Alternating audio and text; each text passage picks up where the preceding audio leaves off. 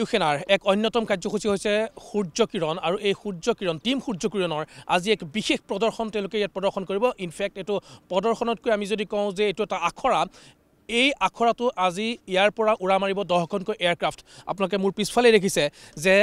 এক বিশেষ ৰঙত থকা এই 10খন এয়াৰক্ৰাফ্ট আৰু এই 10খন এয়াৰক্ৰাফ্টে ইয়াৰ পৰা মেঘালয়লৈ উৰা মাৰিব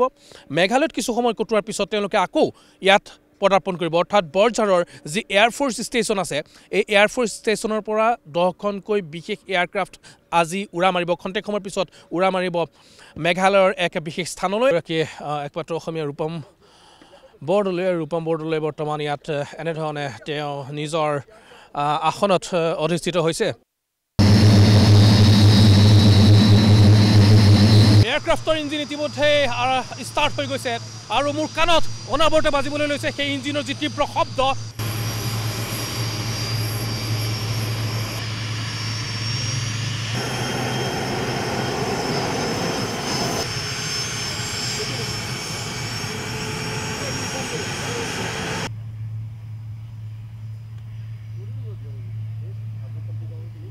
আৰু এই মুহূৰ্তত দেখিছে 3খনকৈ এয়াৰক্ৰাফ্ট সাজু হৈ আছে এইটো আখৰা বৰঝাৰৰ যি এয়াৰফ'ৰ্চ ষ্টেচন আছে ইয়াৰ পৰা তেওঁলোকে উৰা মাৰিব মেঘালয় এডোখৰ বিশেষ ঠাইলৈ তাত কিছু সময় কটাই আকৌ তেওঁলোকে ইয়ালৈ উভতি আহিব তাৰপিছতে সংবাদ মাধ্যমৰ সন্মুখত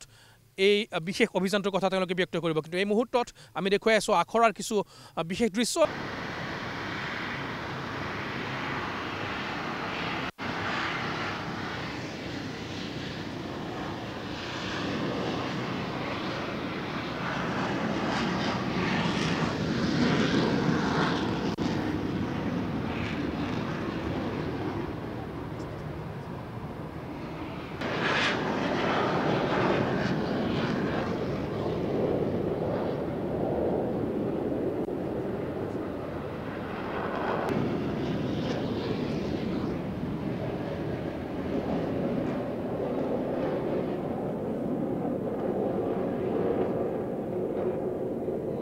লাহে লাহে আমি দেখিবলৈ পাইছোঁ যে এখনৰ পিছত এখন এয়াৰক্ৰাফ্ট লেণ্ড কৰিবলৈ আৰম্ভ কৰিছে বৰঝাৰত থকা যি এয়াৰফ'ৰ্চ ষ্টেচন আছে একদম আমি যদি অকণমান জুমত ল'ব পাৰোঁ মোৰ সৈতে ৰাজু ৰাজখোৱা আছে এই এয়াৰক্ৰাফ্টখন দেখিছে যে লাহে লাহে লেণ্ড কৰিবলৈ ধৰিছে এইখন দেখিছে যে 9খন এয়াৰক্ৰাফ্টৰ ভিতৰত এই প্ৰথমখন এয়াৰক্ৰাফ্ট বৰ্তমান ইয়াত লেণ্ড কৰিছে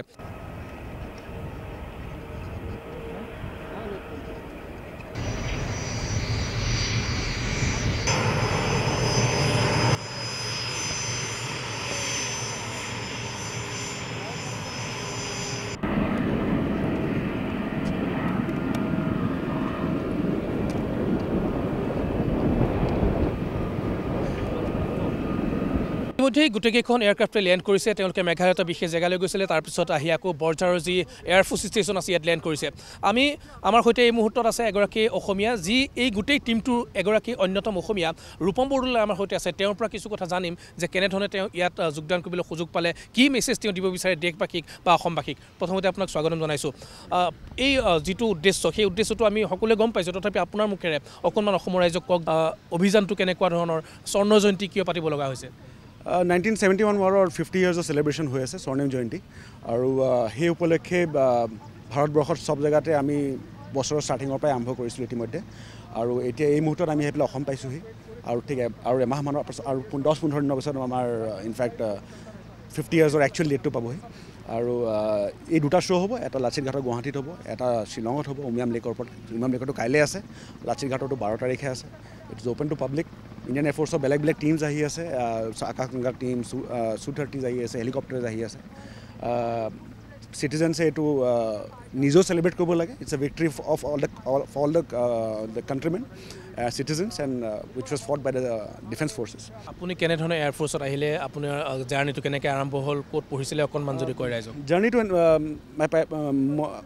এয়াৰফ'ৰ্চ জইন কৰাৰ আগৰ পৰা ইচ্ছা আছিলে মা দেউতাহঁতে মোক সৈনিক স্কুল গোৱালপাৰাত জইন কৰালে ক্লাছ 6ত তাৰপৰা মই নেশ্যনেল ডিফেন্স একাডেমি গুচি গ'লোঁ তাৰপৰা মই ষ্ট্ৰীম লাইন হৈ পেলাই এয়াৰফ'ৰ্চ একাডেমি ফাইটাৰ ষ্ট্ৰীম এনেকৈ প্ৰজন্মৰ প্ৰতি কি ক'বা আজি গোটেই শ্ব'টোক আমি বা আপোনালোকৰ যিটো কাৰ্যসূচী এই সূৰ্য কিৰণ যিটো কাৰ্যসূচী ইয়াৰ আন এটা উদ্দেশ্য হৈছে যে যি য়াংষ্টাৰ্ছ আছে তেওঁলোকক এটা এট্ৰেক্ট কৰিব লাগে এয়াৰফ'ৰ্চৰ প্ৰতি ডেফিনেটলি সৰু সৰু ল'ৰা ছোৱালীয়ে আহি পেলাই এয়াৰক্ৰাফ্ট চাব মোটিভেট হ'ব আমি সূৰ্য কিৰণে আমি এয়াৰফ'ৰ্চৰ professionalism and skill set represent কৰোঁ আমি যাতে এয়াৰফ'ৰ্চৰ স্কিলটো আহি পেলাই নট এজ এ টিম আমি এয়াৰফ'ৰ্চক ৰিপ্ৰেজেণ্ট কৰি আছোঁ চ' আহি পেলাই আমাৰ প্ৰফেচনেলিজম চাব